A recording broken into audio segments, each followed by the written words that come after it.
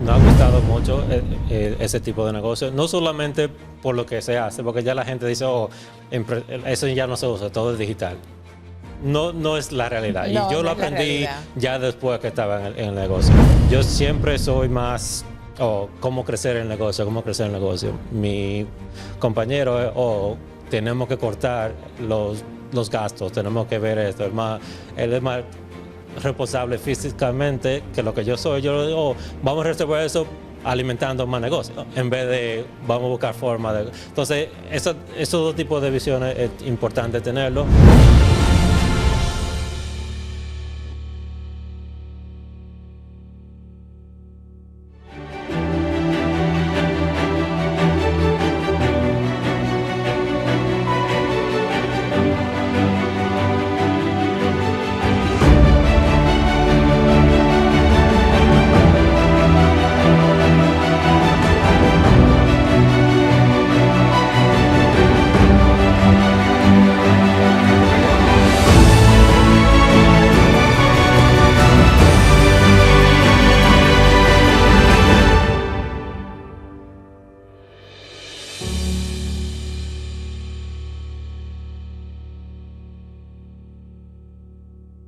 Bienvenidos a un nuevo episodio de su podcast favorito, Secreto CEO. Como siempre les digo, este es el podcast que ven los empresarios, los emprendedores visionarios, la gente que tiene una idea de negocio y la gente que ya está incluso teniendo varias empresas, como en el día de hoy, que tenemos un empresario a carta cabal, tiene varias empresas en diferentes rubros, en diferentes estados incluso. Vamos a tener esta conversación con Félix Hernández. Félix, cuéntame cómo estás. Hola, Indira, estoy muy bien, gracias.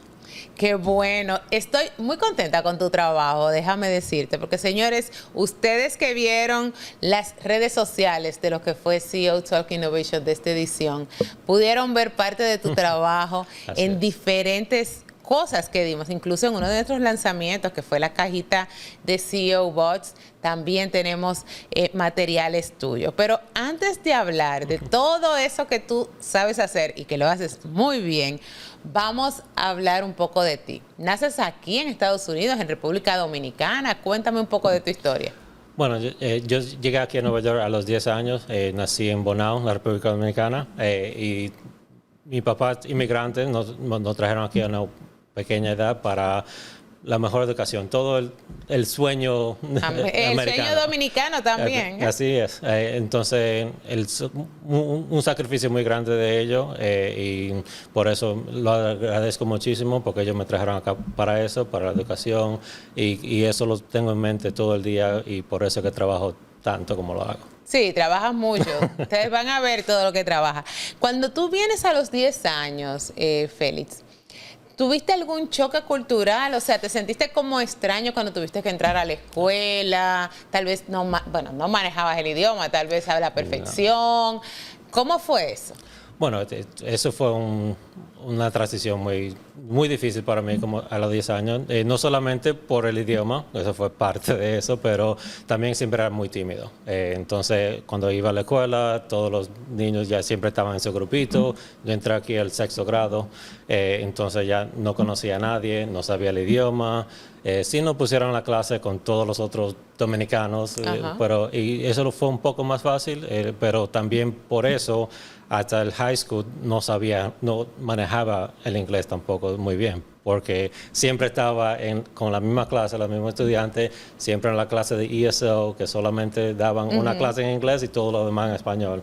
Entonces esa transición también nos la puso más difícil. No fue hasta cuando entré a la universidad que en realidad ya me puse más a manejar el inglés un poco mejor, especialmente en escrito y profesional y todo eso, pero sí fue una transición muy difícil. Sí, a muchas personas les choca un poquito, y más cuando vienen así. Hay gente que dice, que cuando vienen pequeños es bueno, pero ya 10 años no es tan pequeño, y ya tenías tus amigos y tenías un ecosistema. Cuando ya llegas a la universidad, vamos a llevar todo este tiempo, llegas a la universidad, ¿qué estudias en la universidad? Bueno, en la universidad para el bachelor's estudié matemática y economía. Ya después me gradué al final del 2007, cuando la economía no estaba muy bien, que digamos, y lo único que podía hacer en ese tiempo en realidad era ser maestro. Y lo hice por unos cuantos veranos, pero no fue algo que quise hacer por mi carrera entera. Siempre tenía más aspiración de eso. Entonces ya en el 2008, como no conseguí la carrera que quería, regresé a la universidad, hice el Masters en un MBA en finanzas y administración. Entonces ya ahí entré al mercado a comenzar mi carrera. Era un analista de finanzas para una compañía de seguros en ese tiempo. Después ya de ahí fui a un hospital y hice una carrera de finanzas de 10 años. Wow. Entre todo. Ya la última parte de mi carrera fue siendo el Finance Director de Norwalk Hospital y de Putnam Hospital en Connecticut y Upstate. Pero sí, tuve una carrera una buena trayectoria en la carrera, pero en realidad no fue algo que me llenaba. Que me llenaba, exacto. ¿Cuándo entonces decides ese paso a algo que te llene, que tú dices, ok, quiero emprender un negocio que realmente me sienta cómodo, que realmente me guste, o como financiero al fin, que realmente genere el dinero necesario? ¿Cuándo fue eso? Bueno, eso fue... El real estate siempre me encantaba. Eso fue el primer paso en enlazarme. Cuando estaba en la escuela, ya mi hermano y yo, en el 2007 o el 2006, compramos una casa de 2 familias en lo que estaba en la universidad. Y por eso fue un punto de la razón por la cual la economía estaba tan mala, porque a un estudiante de la universidad le dieron un préstamo para comprar una casa. So, tú te imaginas cómo estaban la economía en ese tiempo. Entonces, siempre tenía eso en mente, yo quiero seguir comprando casa para rentarla y ganarme la renta todos los meses, así. Pero como pasó en el 2008 y toda la economía, todo el valor del real estate bajó en ese tiempo, entonces ya como que puso eso en pausa. Ya en el 2014, ya que después que estaba trabajando, pude comprar mi próxima casa, una casa de 4 familias en Yonkers. Ya ahí como que me creció de nuevo. Yo, ven acá, ¿por qué yo dejé de... ¿Por qué dejé de hacer eso? Entonces, en ese tiempo, la gente que me ayudó, sí me ayudó a comprar la casa, pero no sentía... Era una americana. Una transacción Fue pura. una transacción, exacto. No me identificaba con ella. No creo que ella me ayudó, me dio el tiempo, la educación que necesitaba. Y yo siendo una persona bien educada, que trabajaba en finanzas, en esa transacción yo vi como que me pusieron demasiadas cosas que en realidad no debían. So, yo me imaginé, ven acá, pero si me hacen eso a mí, que soy una persona educada y que trabajo con números y me ponen esta cosa así y tuve que hacerlo, tuve que pagarlo para poder cerrar la transacción. Pero sí a mí que tengo este nivel de educación, a una persona regular que no se maneje con los números tanto, ¿qué le están poniendo? ¿Qué le están ofreciendo a ellos? ¿Qué le están escondiendo a personas que no saben y por lograr su sueño americano lo pagan? Entonces yo pensé en ese tiempo, dije, no, tengo que sacar mi licencia para poder, seguir creciendo las inversiones que tengo y por qué no pagarme yo mismo para las transacciones que voy a hacer. Entonces ya en el 2016 saqué la licencia de real estate. Ya para el 18 y 19 estaba ya un poco más descatado con esa carrera. Lo estaba haciendo part-time porque tenía el otro trabajo. Claro. Entonces no le dedicado el tiempo necesario en el principio, pero ya después, en el 2018 y 19, comenzamos a invertir en más casas. Compramos una casa, 3 casas de 8 unidades total en Upstate New York y... Como dije, ya tenemos licencia, entonces la comisión no fue a nosotros. Claro. Y así fue que como creció. Y tenías amigos y conocidos que veían lo que estaba haciendo. Me dijo, pero yo quiero mi propia casa y también quiero invertir. Y eso fue lo que comenzó y sigo dando En este tiempo que estamos viviendo ahora, ¿tú entiendes que es un buen negocio todavía esto de las inversiones, compra de casas, sea para rentar o para luego venderlas? Sí y no es para todos.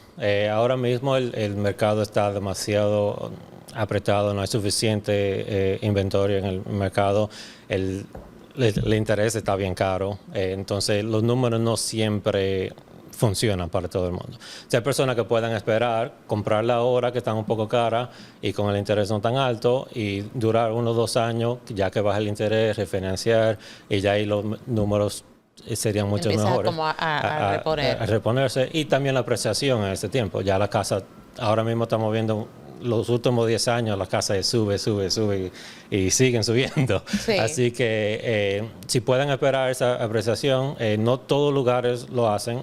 Yo tuve, la primera transacción que tuve de esas 8 casas en Upstate, esas 8 unidades, no apreciaron.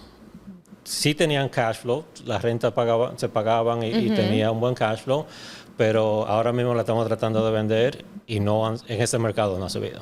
Ahora, en Connecticut, otra de las casas que compramos 25 unidades juntas en el 2019 o 2020 y la vendimos el año pasado. Esas subieron, en esos 2-3 años subieron casi el doble del valor que tenía. Entonces, no es todo lugar, no funciona y no es para todo el mundo.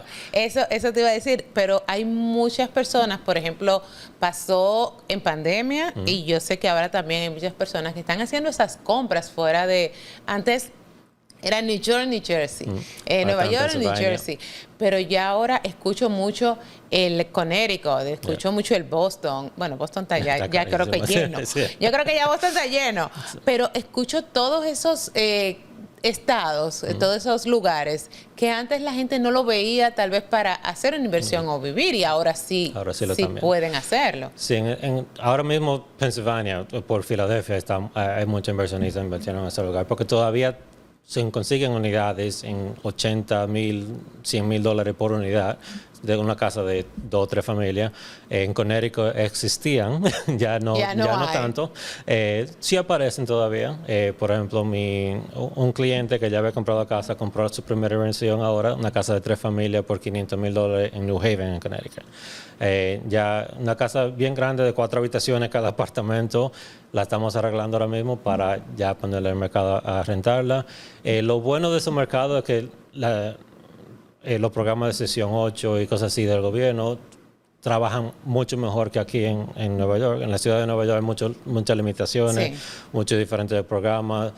Normalmente las leyes para los landlords son mucho mejores en los otros estados. Aquí Nueva York protege demasiado a cada inquilino y tú puedes durar 1 año, 1 año y medio con ese inquilino sin pagar renta y sin nada y no puedes hacer nada.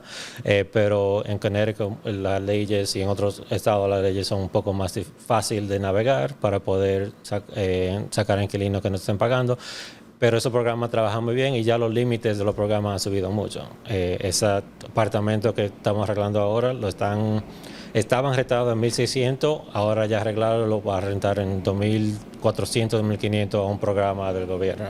Entonces ya sí como que los números comienzan a verse mucho mejor. Claro, ya sí se vuelve un negocio rentable, no un hobby caro, es un negocio rentable. Sí. Entonces ya estás establecido en esto de real estate. ¿Cuándo entonces dice, ok, este negocio está bien, vamos a abrir otro nicho diferente? Otro y otro. ¿Cuándo comienza eso y cuál es el próximo nicho después de ese que abriste? Bueno, el año pasado, como pasó tanto que la gente no sabía qué iba a pasar con real estate, muchas leyes han cambiado para los agentes en real estate con las comisiones y hay mucho enfoque en real estate ahora mismo que no se sabe en qué va a parar en un futuro. Entonces dijimos, en vez de esperar a ver qué bueno o malo pase en ese mercado, decidimos ya comenzar a abrir en otros lugares. Algo que nosotros siempre hacemos mucho es marketing. En real estate hay que hacer mucho marketing. Nosotros imprimimos muchas postcards y los for sale signs y como que estamos mirando qué negocio podemos comprar que sea relacionado a marketing o relacionado a real estate en alguna forma. El primero que identificamos fue un servicio de casa de limpiar los ductos de aire. Algo que casi la gente no lo piensa, especialmente aquí en la ciudad de Nueva York, porque son apartamentos, no tienen aires centrales. Pero ya en la afuera, en todos los otros estados, en New Jersey, en Connecticut, la mayoría de las personas tienen, más del 50% de las casas tienen sus aires centrales.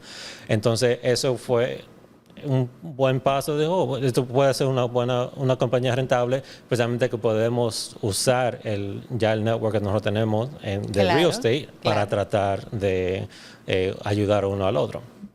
Entonces, pusimos esa compañía bajo contrato hace ya como 1 año y medio. En las negociaciones, ya los números del negocio estaban bajando un poco. El banco estaba dando problemas con el préstamo porque los números estaban bajando.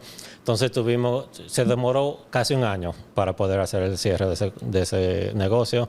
Ya en ese año el dueño estaba que ya más retirado que otra cosa y no quería seguir, no estaba dándole el enfoque al negocio que tenía que darle. Entonces ya los números casi en mitad bajaron. Entonces de la ganancia y todo eso. Entonces le dije, bueno, el banco me está diciendo que no. Si tú quieres seguir, tenemos que negociar algo entre nosotros, que tú me das el préstamo personal y el precio del negocio tiene que bajar porque ya no está rentable de los números que tú me habías dado hace 1 año. Entonces ya por fin en enero de este año cerramos ese negocio. Ya estamos, tenemos 5 meses con ese, pero en ese tiempo de negociación y mirando las finanzas, vimos que él tenía un budget de $500,000 al año en print advertising.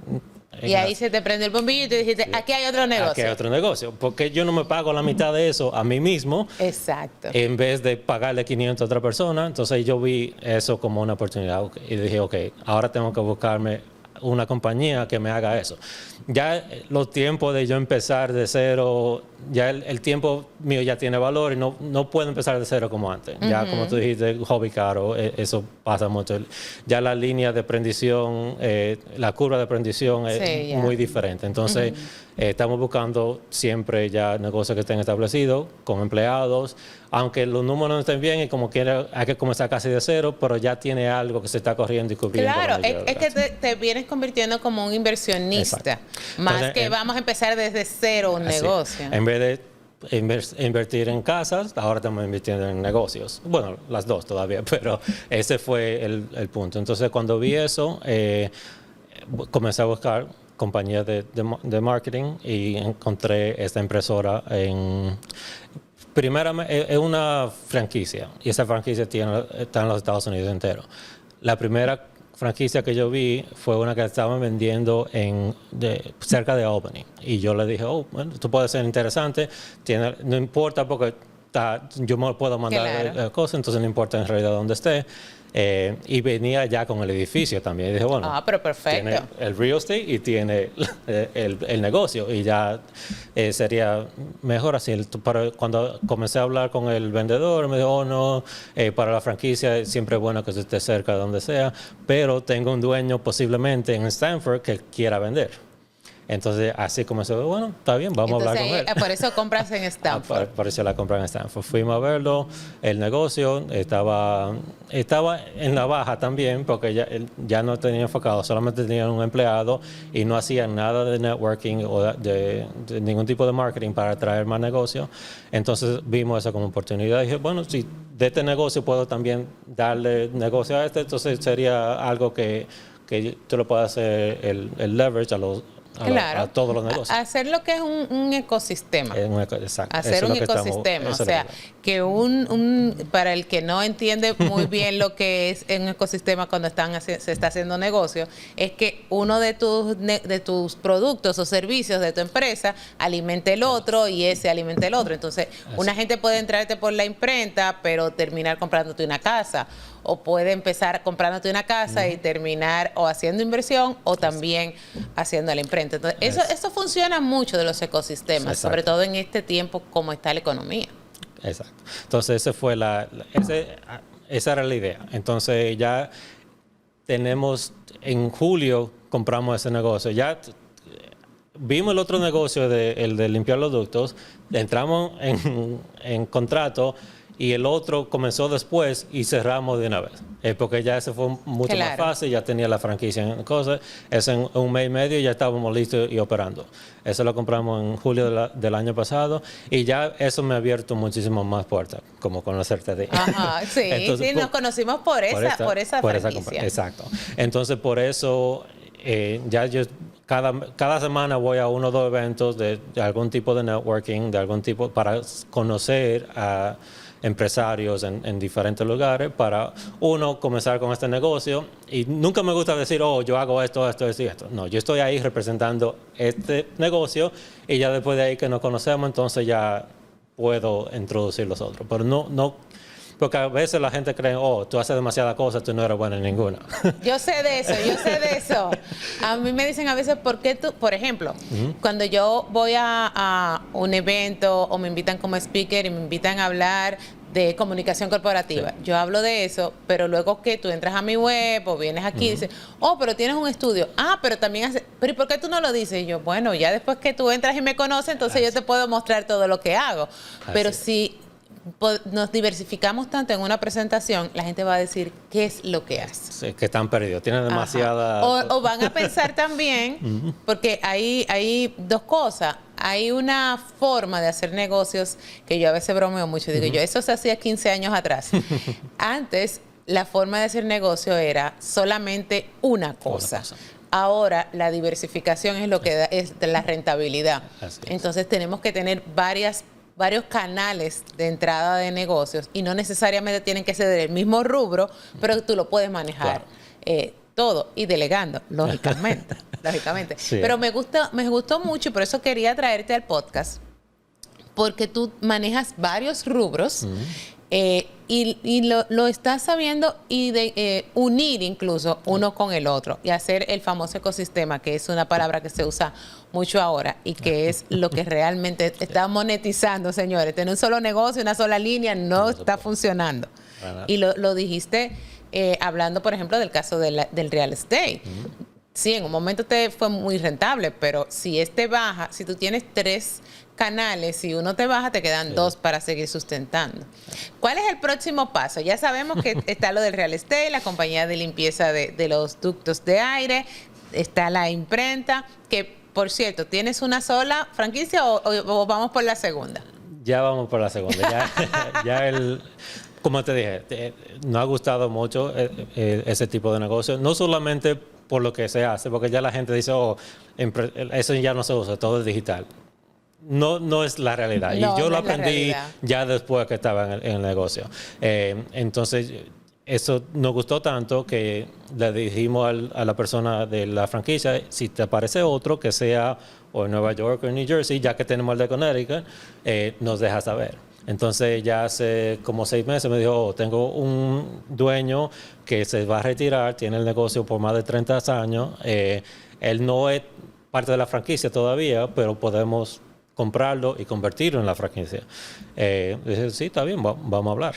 Y ahí nos mandaron todos los taxes, toda la información del negocio, hicimos los análisis y vimos que es mucho más rentable del que ya tenemos. Ya hacen el doble del negocio porque él tiene tantos años. Él creció su negocio de la forma que es, conociendo a todas las personas de la comunidad, todo el emprendedor de la comunidad, y tiene ya la relación con casi todo en Hackensack, ahí es donde está su negocio, y tiene todos sus clientes son décadas que tienen con él y ya él no tiene que pelear por precio. Ya ahora mismo todo el mundo quiere saber, oh, ¿cuál es el precio? Dame el descuento familiar, como dicen, dame esto, lo otro.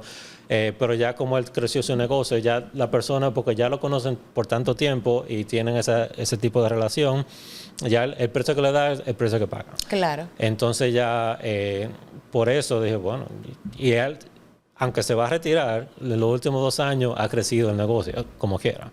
Y él entrenó a uno de los managers que tiene allá a hacer lo mismo. Ella va y hace su propio networking, tiene su grupo de B&I, van a la cámara de negocios, hacen todo eso. Dijimos, bueno, ya casi se coge una buena inversión. Una buena inversión. Esa es una inversión de verdad. La otra era más para alimentarlo del otro negocio. Alimentar el otro negocio. Sí, pero me gusta mucho que hayas dicho que antes tenías la noción de que, bueno, ya todo se va digital. Eso pasa con lo digital, pasa con la inteligencia artificial. Bueno, esta mañana incluso estaba teniendo yo una conversación con mi esposo y le decía, él me decía, no, porque hay muchos anuncios ya que se hacen con voz de inteligencia artificial. Y yo le dije, sí, eso va a pasar, pero no todas las casas comerciales quieren una voz de inteligencia artificial. O sea, también hay compañías que sí quieren esto, o la diversificación que le das, o la diferenciación que le das. Entonces, con esto de las impresiones y la imprenta, yo no creo que eso va a desaparecer porque hay muchas otras cosas que se necesitan de lo que se hace ahí dentro. Sí, claro. Entonces, yo tal vez no imprima business card. Eso no lo tengo porque las tengo digital. Pero hay un sinnúmero de cosas que están sobre todo en mi cerebro. Ustedes saben que yo vivo creando cosas y todas necesitan una imprenta. Entonces, no es algo que vaya a morir. De verdad que no creo. Lo que hay que ir con los tiempos, eso sí. Así es. Eso sí. Cuéntame entonces, ya tenemos estas 2 rubros, 2 empresas de un rubro y 2 rubros más. O sea, vamos con 4 empresas. ¿Hay algo en el futuro que tienes visualizado o por el momento vas a darle calor a estas inversiones? Bueno, ya tenemos que darle un poco de calor a la inversión que tenemos porque desde julio del año pasado ya van 3 nuevas y tenemos que darle tiempo de que generen su cash flow y seguir alimentando así para entonces seguir invirtiendo en el futuro. Pero sí, recientemente también comenzamos una compañía de seguros, especialmente porque seguro de casa, de cosas, y ahora como estamos conociendo a tantas personas de negocio, también seguros comerciales. Entonces, una compañera que también trabajaba con nosotros con real estate, ella tiene su licencia de seguro de hace más de 10 años, y le dijimos, bueno, ya tú tienes tu propia compañía, pero vamos a hacerla conmigo, vamos a hacerla bajo la sombrilla tuya. La sombrilla de nosotros. Entonces, nosotros hicimos... yo saqué mi licencia ya hace como 4 años, no la estaba usando. Yo tengo una colección de diferentes tipos de licencias, pero no, en realidad no lo usaba, la licencia de seguro. Entonces, comenzamos ya con esa y ya... hace 2 semanas nos lo enlazamos con eso, con los seguros de... Pero viendo lo que me planteas, aunque son empresas que vas abriendo o vas invirtiendo, son alianzas estratégicas. Exacto. O sea, todas tienen un porqué y van unidas a otra cosa que ya tienes y te van a suplir por otro lado. Así es. Y es mi forma de hacer mis negocios también. O sea, yo tengo varias marcas diferentes dentro de mi sombrilla. Entonces tal vez la gente dice, wow, ¿cuántas cosas es que tú sacas? Sí, pero una alimenta a la otra y siempre van de la mano. En algo hacen esquina, como decimos en Santo Domingo, en algo van a hacer esquina. Mira, antes de finalizar el podcast, este episodio de podcast, la pregunta obligada, que si no te la hago, me dicen, Indira, ¿qué pasó? ¿Por qué no se le hiciste a Félix? Es que me digas 3 cosas, Félix. Pueden ser en 3 palabras o 3 frases o como tú lo consideres mejor, que te hayan convertido en el Félix Hernández que eres hoy, en ese inversionista que te has convertido hoy. 3 cosas que te han funcionado. 3 cosas que me han funcionado. Wow. En realidad, la primera que en realidad no fue algo que yo hice, sino algo que crecí con ello, fue mis padres siempre tenían negocio creciendo. Yo siempre estaba con él en los reportes de Hernández, en la farmacia de Jacqueline, que crecimos. Yo siempre estaba con él en eso. Estaba en el medio viendo de que él hacía ese negocio y siempre tenía esa curiosidad. Yo voy a ser empresario un día. Y aunque trabajé para corporaciones, siempre tenía eso en mi mente y siempre esa era mi meta para seguir los pasos que creo él en la mentalidad. Niñas. La mentalidad, sí. Esa mentalidad no es para todo el mundo. Por ejemplo, mi esposa, la quiero bastante, pero no tiene esa mentalidad de tener negocio y el riesgo que viene con eso. certeza de no saber cuándo viene la próxima venta o el próximo. A ella le gusta su cheque fijo. Entonces esa mentalidad. Es que todo el mundo no está, y eso yo sé que a la gente no le gusta escucharlo, pero no todo el mundo está preparado ni para ser emprendedor ni para ser empresario. O sea, si todos somos empresarios, ¿quién trabaja? Tenemos que ver como de todo. Entonces, a ella le gusta eso y eso está bien. Eso le funciona, eso está bien. El segundo es tu equipo. Eso fue algo que yo siempre como que yo puedo hacerlo todo. Yo puedo... no hay tiempo para todo. Hay que buscar forma de alinearte con personas que sepan lo que... y que...